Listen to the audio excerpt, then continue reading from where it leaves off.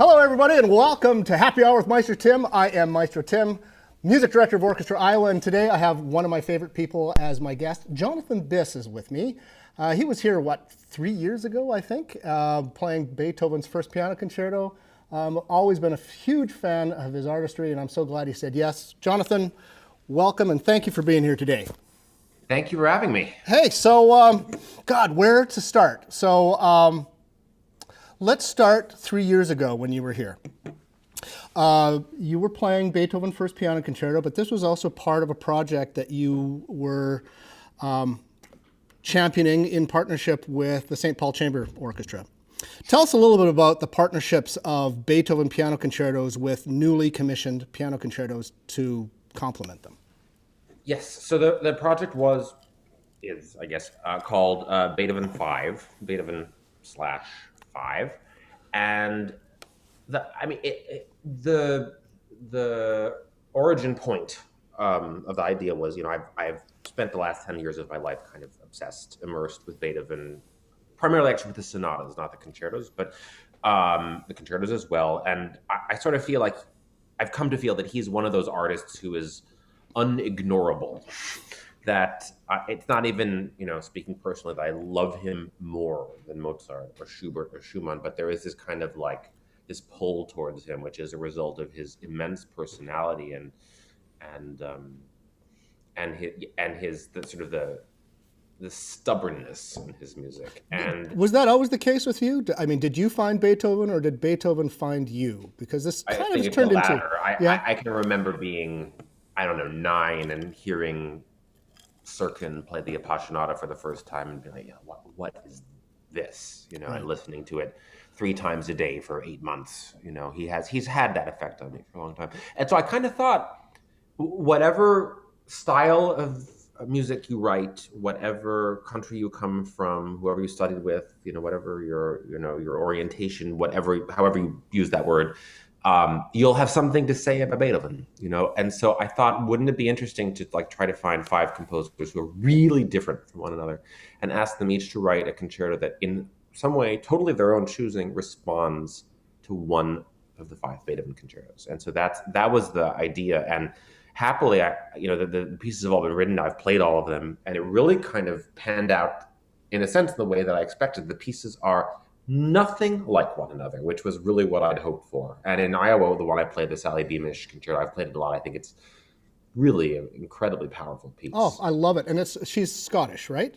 Mm-hmm. No, she's English, but she's lived in Scotland for a really long time. Yeah. So how did you find these composers? Because Carolyn Shaw is another one. Was she a rock star when you asked her to do this? Because her star has just been shooting upwards. She was like a medium rock star when I asked her. She had already won for those who don't know, it's kind of an amazing story. She was, 25, and she was really good violinist, really excellent singer who was also studying composition, and she had written 3 pieces, and then she won the Pulitzer. Yeah, and it was like all of a sudden supernova. And I heard the piece that won her the Pulitzer. Oh, sorry, let me turn my phone up. That doesn't happen again. Loved it, and I asked her if she would write this piece for me, and she said yes. And then she started, touring with Kanye West and all of these kinds of bizarro world stuff. So yeah, she was on her way to being sort of this cultural phenomenon when I asked her. So I know that all composers would approach this challenge differently, but in general, what did they do? Did they quote from the Beethoven concerto, or were they trying to just capture the sensation of the concerto? Or what was the approach? There's a total spectrum. So it goes from, I would say, the one extreme is Caroline, who, the way she described it, she says she tried to write the writing process of the Beethoven. So she's imagining Beethoven arriving at the C minor piano concerto in the piece. So it quotes extensively, and there are places where she starts with the Beethoven, then kind of goes haywire, and then there are other places where she writes this kind of very undefined music, which gradually turns into the Beethoven. So it's a searching concerto. It's a searching concerto, exactly. Got it, exactly. Yeah. And then on the other end of the spectrum is the Scherino, which I've played 4 times. And if you ask me what's the connection to the Beethoven Fourth, I'd be like, I don't know. I don't think he knows either, to be honest. And so those were the polls. And in between, Sally's piece, I would say, makes a lot of reference to the Beethoven first, but only quotes it once and is in character very dissimilar. So it's kind of they really all approached it very, very differently. So logistically, so when I see a project like that excites me as a conductor and somebody who would love to program these, I'm curious about the approach to the fifth piano concerto, because it's a lengthy piece. It's basically a half. It's what, 40 minutes of music or so? 38. So it's long. So was this partner concerto as long, or was it an abridged sort of smallish sort of thing? Because I mean, from just in terms of programming it, I could see there could be difficulties just logistically of how do you put both on a program? Yeah, actually, it's funny that we think of the Emperor as such a grand piece. We think of it as being the longest, but the first concerto is not shorter. The Get first out. concerto is all because it has that monster cadenza. that goes on for like 6 minutes. But interestingly, Brett Dean, who wrote the piece that gets partnered with the Emperor, did something similar to what Timo Andres, who wrote the piece that got paired with the second concerto, did, which is that they wrote works that are, like, I would call them 2.5 movements. So 1, 2, and epilogue. And so even though Brett's concerto is very connected to the Emperor, it's sort of, a lot of it is sort of involves Beethoven at the end of his life, almost fully deaf, hearing the music in his head. Right. It's much, much shorter. I would say, I'm very bad at knowing how long pieces I'm, when you play something, you're so immersed in it, you're really not aware of the passage of time. I would say it's less, at most 20 minutes. Right.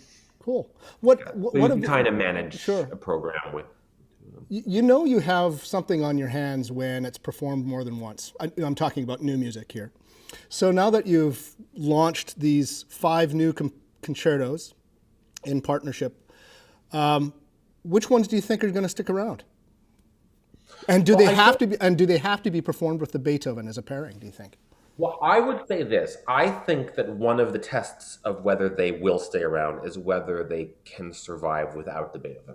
Because I really wanted them to be heard in that context initially, so that, people can sort of see the ways in which the new work grew out of or was inspired by the old one. But ultimately, it shouldn't matter. I mean, if it's going to be a piece that's worth hearing, it should be possible to hear it out of context. And I don't know. I'm not sure it's for me to judge. I think they all have a chance. I'm delighted to say that they all have been played, not just more than once, because that was inevitable because there were multiple commissioning partners for each piece, but they've all been played now beyond just by the commissioners, which is fantastic. And there are at least 2 of them have been played by other pianists. Oh, already, wonderful. Yeah. Fantastic. Yeah, I mean, I want them to outlive me. Right. Is, really the goal. Man, I just remember I loved preparing and performing the Beamish with you. And I can't remember if it was performance or rehearsal or both. I just remember one moment where everything was really tight. I mean, it's a pretty complicated piece, and I just remember this one passage we just like nailed it, and it was like, yeah. I mean, it was. It's one of those things that when it comes together, like sparks fly. Yeah. It's very exciting. Yeah. I'm going to go check our chat room to see what's going on, and then I'm going to come back to you and talk about about the Beethoven anniversary that wasn't. Yeah.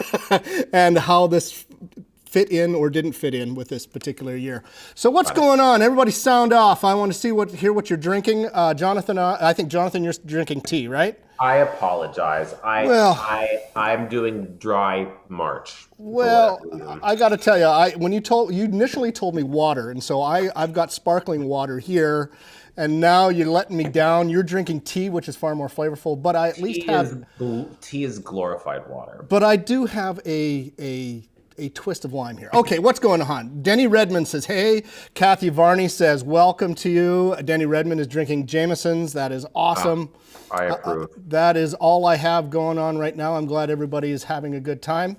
One thing I can't wait, because I know we're getting closer to the end of this pandemic, is when we can have these sort of happy hours in person, including you, Jonathan. You need to come back to Iowa. Iowa loves you.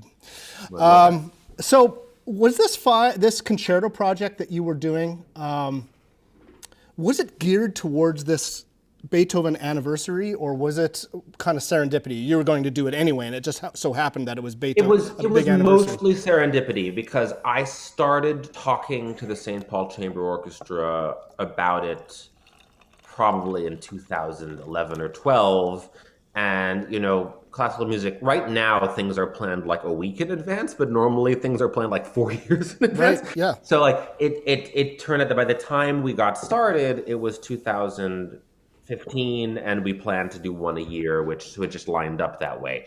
It was basically chance, I would say. But it was, I mean, me playing the sonatas, recording them, and planning to play them as a cycle in the anniversary year. That was a little bit more planned. You were working on that when you were here, so have you completed the recordings of them now?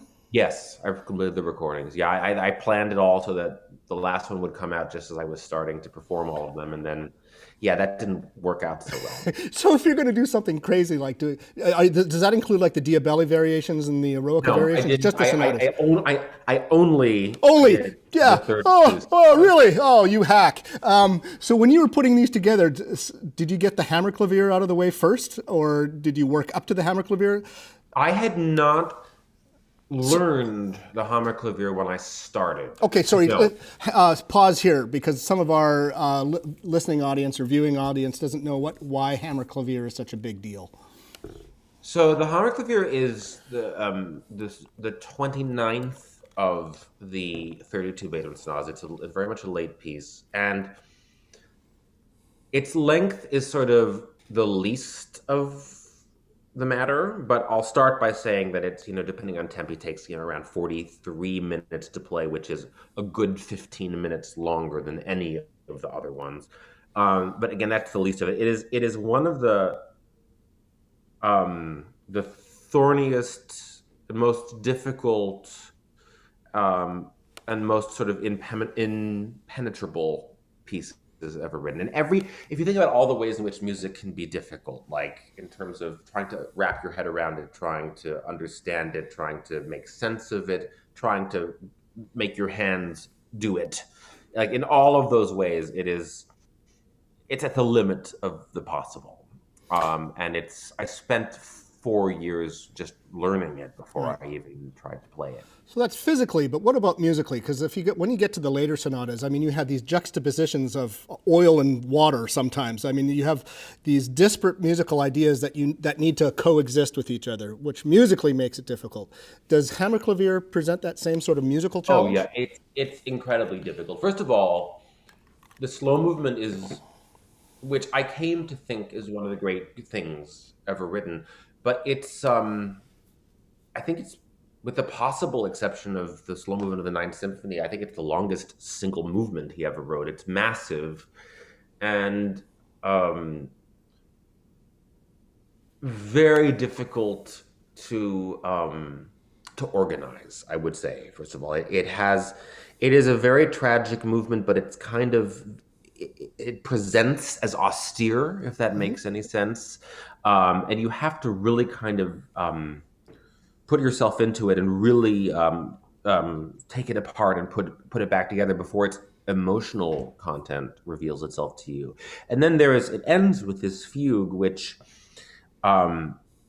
it's almost difficult to convey to a person who doesn't know it how incomprehensible it is. So normally, in case anyone, if your listeners don't know, a fugue is, you have a subject, and that subject becomes the basis of the whole piece, and multiple voices interact. They're supposed to be independent. They could function independently of one another, but they actually, coexist and they intertwine.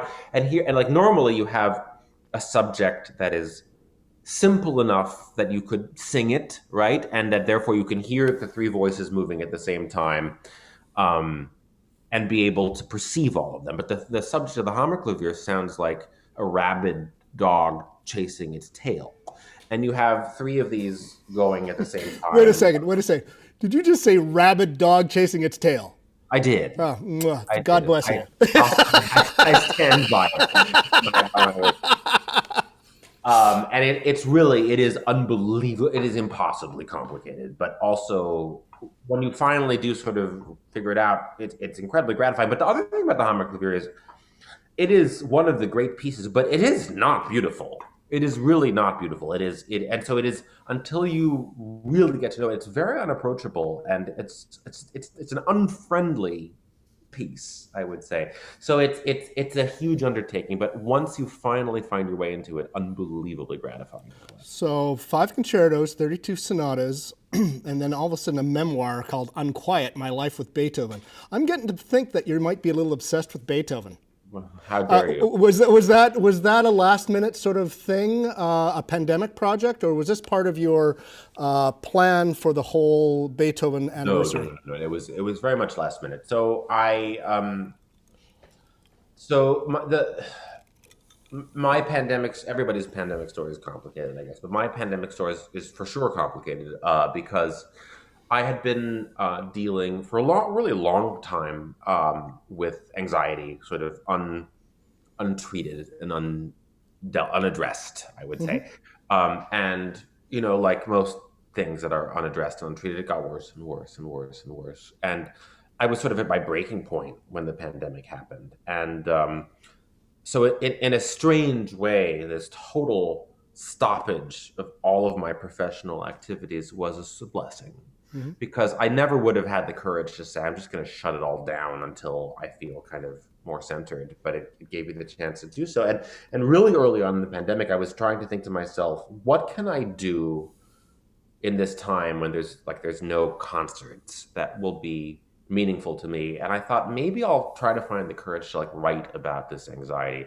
And then I kind of didn't think about it again. And then I was approached by Audible to write something about Beethoven for the Beethoven year. And I thought to myself, well, I can't write about Beethoven and my relationship with Beethoven without also writing about this. And so it became the story of how Beethoven and anxiety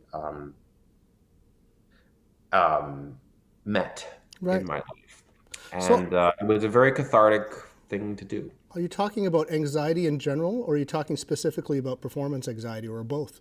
I can't draw a line between the two things. Like I am a performer, so that's where it manifests Sure. the most. But Yeah. I think it's something that there's a phrase, anxiety finds probable cause. So if I didn't have the performances to be a probable cause, it would find something else to attach Sure. itself to.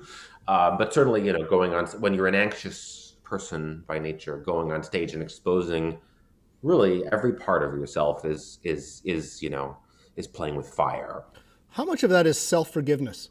I mean, as musicians, I think it's an occupational hazard that we are trained for perfection, Yeah. or at least try and get it, which is impossible, but at the same time, Also, maybe meaningless, and right? sometimes meaningless. So, how much of your journey with anxiety is self-forgiveness? I mean, I said, okay, so that I flubbed that passage, big deal, whoop-de-doo. I think I would say self acceptance rather than self forgiveness. I mean, they're very connected, obviously. But I think, yeah, you go on stage and you put armor on, Right. and you're trying to be this version of yourself that doesn't make mistakes, doesn't feel uh, terribly vulnerable, that doesn't fail to be as invested in the music as you think you should be. Right. And fighting against all of those things only makes them more powerful, Right. Yeah. And I think, what I've really begun over the last years, but really particularly this last year of pandemic life is sort of is this exercise of what you feel is neither right nor wrong. It's simply Right. what you feel, and if you actually can accept that, then you have a basis for then moving away from that if it's harmful to you and towards something that you would rather be. But saying I will not be that person just only makes it that much more impossible to let go of those things. So I think that for me, I mean, it's a very, very oversimplified answer to a very, very complicated Sure. question, but that's kind of what I've tried to do. I know that Denny Redmond is watching, and Denny is a really great jazz pianist. And one of the reasons why I respect jazz musicians so much is they live in a place that scares the hell out of classical musicians. You know, they live in the unknown, or they live in the moment of creation, whereas we are burnishing what has come before. You know, I try, every time I try and improvise, it comes across as a really bad Bach chorale. Yeah. So that's just not what I do, but I have great respect for those who can do that. So hold on to this. I'm going to go back into our chat room, see if what's going on there. Let's see. I'm going to go back. Oh, Jillian Camwell. Hey, good to see you. Thanks for coming online. She says, dry March, laugh out loud. Me too. Jillian, I'll believe that. That's a dry March. Well, I just refuse to believe it. I can't believe it. Denny, the guy I was telling you about, he said he did a dry February. It's shorter. See? It's shorter. Yeah. He's a smart guy. It's true. Maybe I'll give up on the 29th. We'll see. Yeah. David Lawrence is doing a Tokyo City. It's a Cobble Hill old city made with Suntory Taki whiskey. Yep. Huh? Yeah, excellent. Excellent. Mike Kvach, good to see you again, sir. Drinking premium lager as a good Czech should. I have this memory of the first time I went to Prague, and like it was after the concert, and they brought me a beer, which I happily drank. But like I had just played a concert, I wanted water, and I remember the waiter saying to me, "But you have beer." Yeah. Like he couldn't even understand, like on an intellectual level, like what role water might play. Yeah. Yeah. Oh, I've got a King Lear quote for you. Striving to better, oft we mar what's well. All too true. Very good. Love it. And Jillian Camwell, God, I miss you, Jill. She is in Alabama, correct? And she says, dare I compare that to learning Hindemith, where it's so academic until you just live in it. Very much a performer's piece, and you wish that our audience takes the time to listen. Yeah. Hindemith is wonderful, but yeah, at first glance, it can sort of seem like a math problem. But like once you actually really live in it, some of the music is, I think, terribly beautiful. Yeah. So I want to talk about your parents a little bit, and I'm going in a certain direction with this. I am huge fans of theirs. I'd like to see if you are.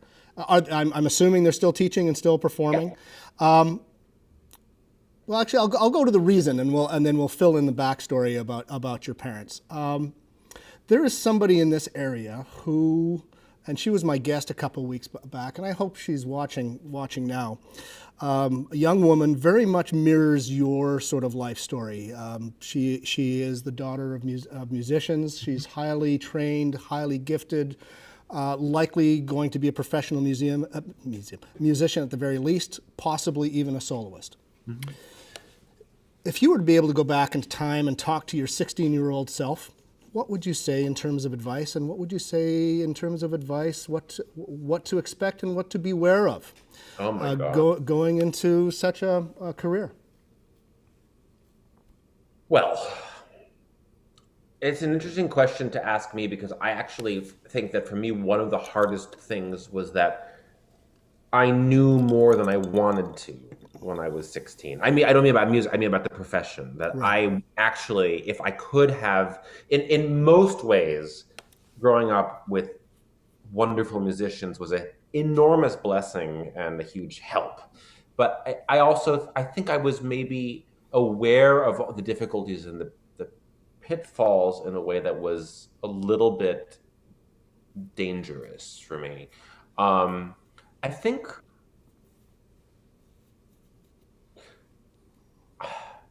I think what I would tell myself, and I don't know if it would have resonated with my 16-year-old self, but I would have said,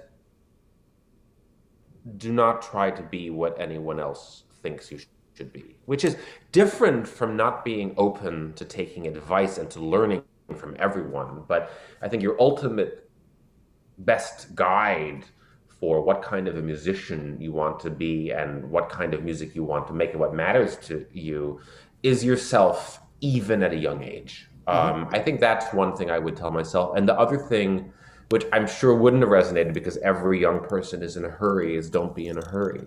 Right. You know, I would have tried to convince myself that I had all the time in the world. Right. Yeah. Yeah. Let's put your artistic director hat on.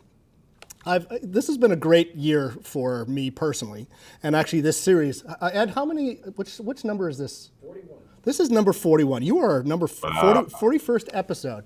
And I've had some really, really great guests on. I've had some co-artistic directors from Ojai Music Festival. I've had the interim artistic director of Chamberfest in Ottawa, and now you. I'm not sure if I got your title right, but I think co-artistic director That's right. of Marlborough. Okay, so summer's coming, but the vaccine isn't going to be completely widely distributed. Yeah. It's kind of an adolescent sort of phase. So, okay, Mr. Artistic Director, what are you doing this summer? Well, we are really, really lucky in at least one way, which is that while we are called the Marlborough School of Music and Festival, so we are a festival, but we're not primarily a festival. So if we can gather safely, but we can't have concerts, it's fine.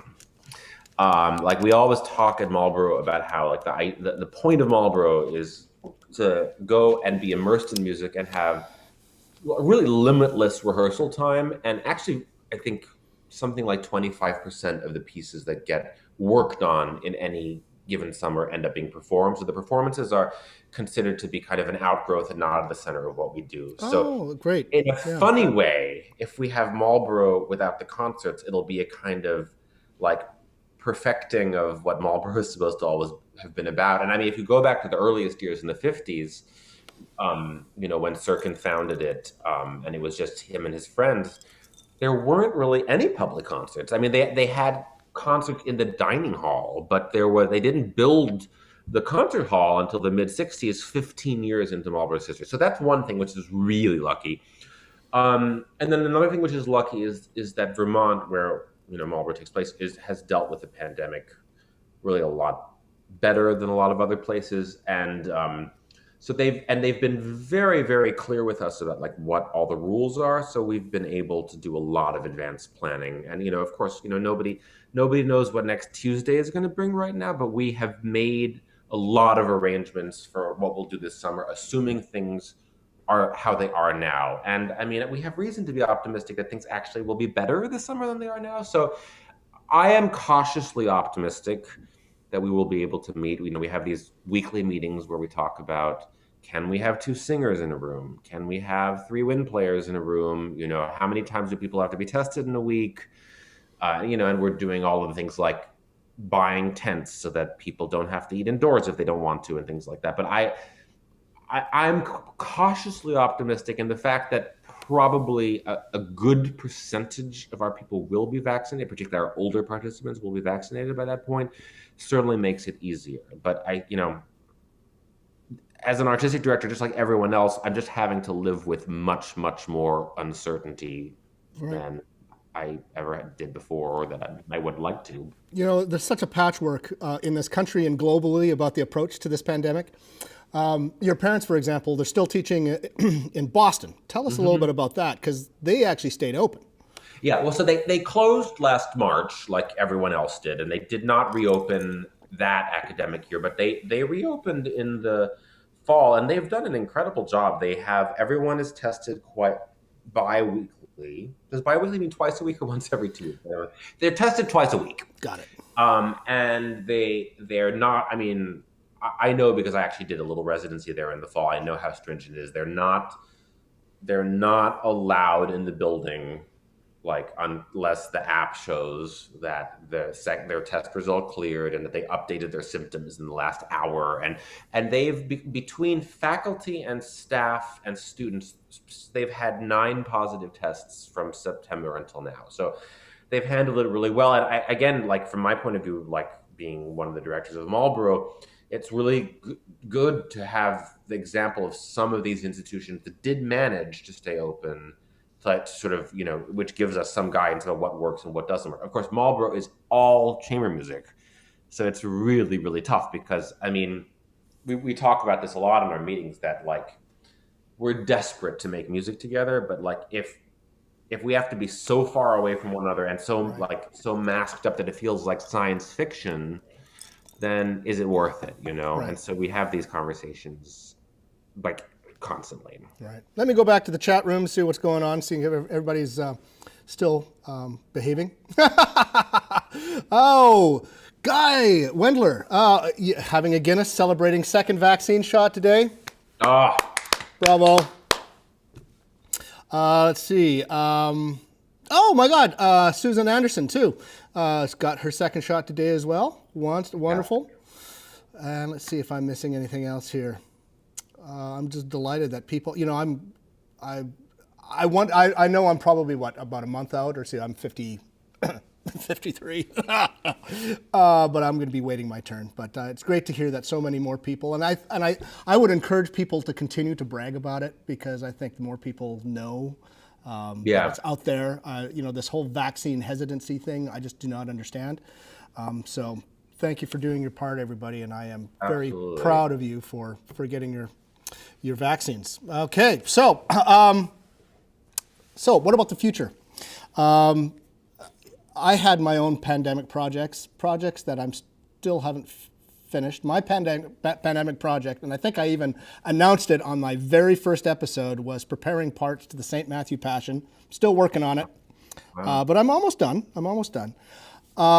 Did you hit a pandemic project? Or was there a piece out there that you said, you know, one of these days I really should get around to that? Yeah. And now that you've actually had there time? have been, yeah, well, so first of all, the writing the book was a big thing, but Sure. I had somehow never played the Schubert E flat trio, which is Get out, really? I know. Yeah. I think I was a little afraid of it, and it's kind of the last monument of the chamber music repertoire that I had never done. And I played a virtual concert in December with two musicians who are good friends, where we did other things, and I said, let's just do this, you know. And the Philadelphia Chamber Music Society, which had presented that concert, agreed to put this on in March. And it was great because we met. I'd never rehearsed for anything in this way. We met once a week for 2 months.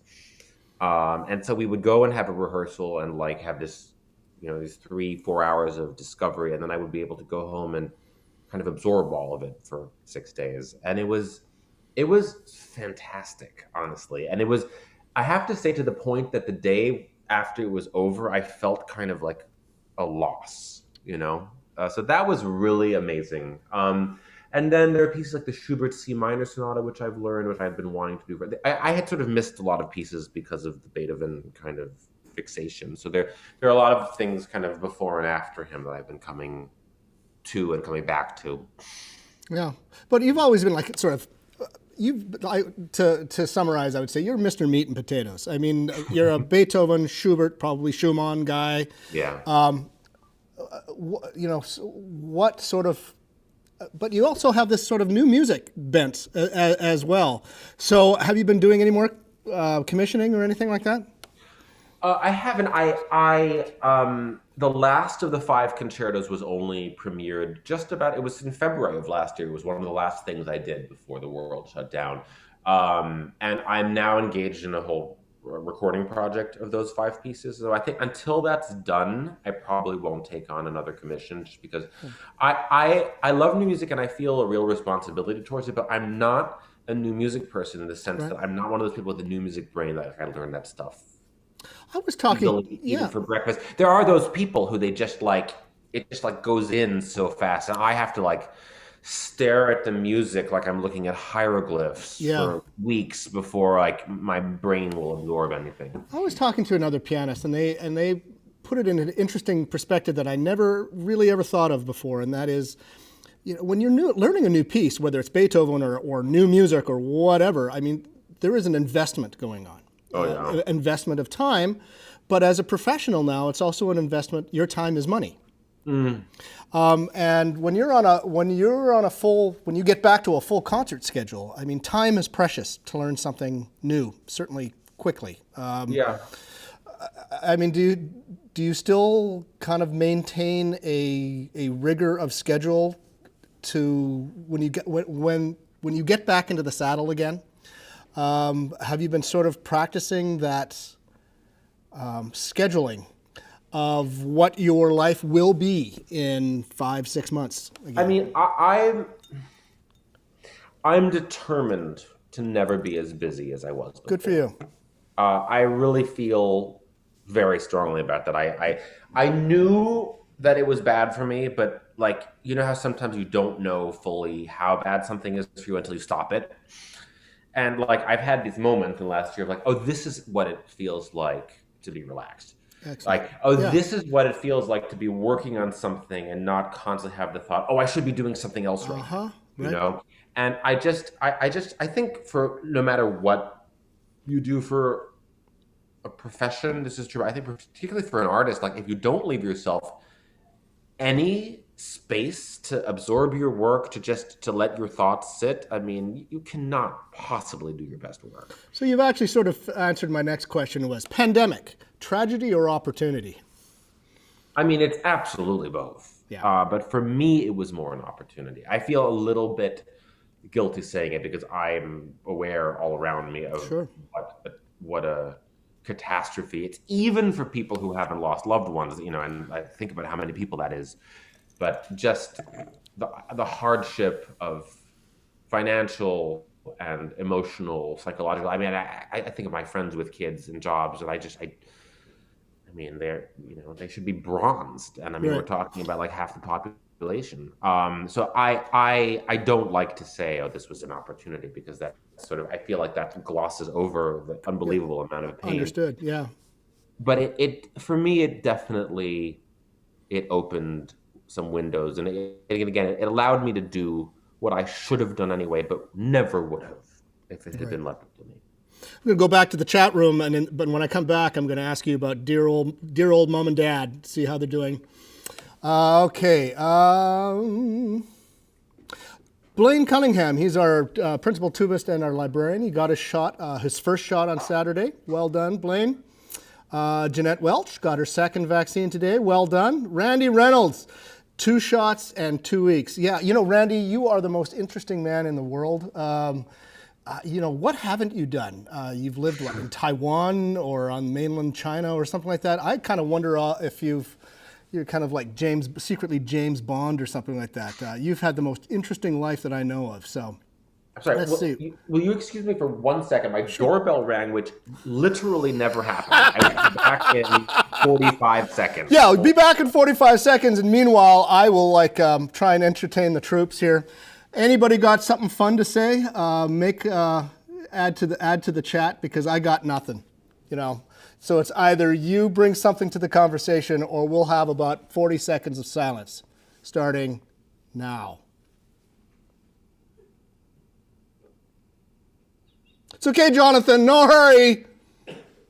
We're fine. It was a package. I have a sign on my door saying, "Don't ring the doorbell," because the neighbor dog goes bonkers when it gets rung, but he just ignored it. It's fine. False alarm. So, you don't remember me at all, but I certainly remember you, because your mom and dad taught at Indiana University when I was there. And so I remember you running around all over the place. But mom and dad haven't retired. They're still performing. They're still teaching, correct? Yes. Perhaps elaborate. That didn't give you what you were looking for. That wasn't the answer you had dreamed of. Yeah, so my parents are both violinists, but my mother's life has really been predominantly as a concert violinist, as a teacher. My father is a violinist and a conductor, and I would say heavily a teacher. I mean, his identity and so much of his career has been as a teacher. And they taught at Indiana for 27 years, I think it is. Moved to Boston in 2006 and have been at the New England Conservatory since then. And very happily so. And they're still in the trenches, and I would say they're vaccinated, which is, my mother's still only halfway there, but I was pretty anxious on their behalf, because again, they are teaching in person and they're in their 70s, but they're fine. And you know, cursing Zoom, which is not a great way to teach the violin. but soldiering through and missing their grandkids. But they're fine. They're healthy and they're very resilient, both of Well, I them. have I've very seen fond them. memories of them. I loved them both very dearly. In fact, your dad was my boss. I assisted him for 2 operas when I was there. Learned a lot from both of them. So, do you teach at all, or are you just strictly a performer? I did. I was on the faculty at Curtis for 8 or 9 years, and ironically, sort of 3 months before the pandemic started, I sort of came to the conclusion that like between the performing and Marlborough was too much, and I told Curtis that I would continue to be involved, but that I couldn't teach there anymore. And then of course I didn't have any concerts anymore 3 months later. But yeah, I have a history of teaching, but I'm not currently on the faculty anywhere. So when you're really immersed in teaching, how much of that do you find, like when you're teaching, you say, "Oh my God, I'm just channeling my mother or my father"? Did you found that? Because you must have some of that must have rubbed off on you.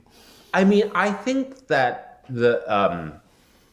my parents influenced me in such a deep way that like I'm not even fully aware of it. Like it's like I notice myself quoting my teacher, Leon Fleischer, so often, because I have enough removal from that I can be conscious of. I think the things that I learned from them are like primal, like just the way you breathe a phrase, Right. So yeah, I don't think that I quote their phrases particularly, but I mean sometimes people, particularly people who study with them, they see me having given a master class or something, they're like, they find it eerie just because like even just like the physicality comes like this is from my father and this is from my mother. My mother and I have given sort of joint master classes on violin piano repertoire, and I think it's a little bit of a dear God, there's two of them. So, yeah. Jonathan, I miss you. One of my favorite all-time musical memories was when you were here. It was wonderful. I just remember that concert so vividly. Will you stick around? I want to say goodbye to you properly offline. I'm going to give everybody online in our chat room one last opportunity to ask you any questions here. Jill Camwell is sitting at a barbecue place while her son is standing in the pouring rain. Fundraiser for Scouts. Yeah, go Scouts. Oh, okay. Mike Foch wants to know, how many times have you played in Carnegie Hall, and what's that like?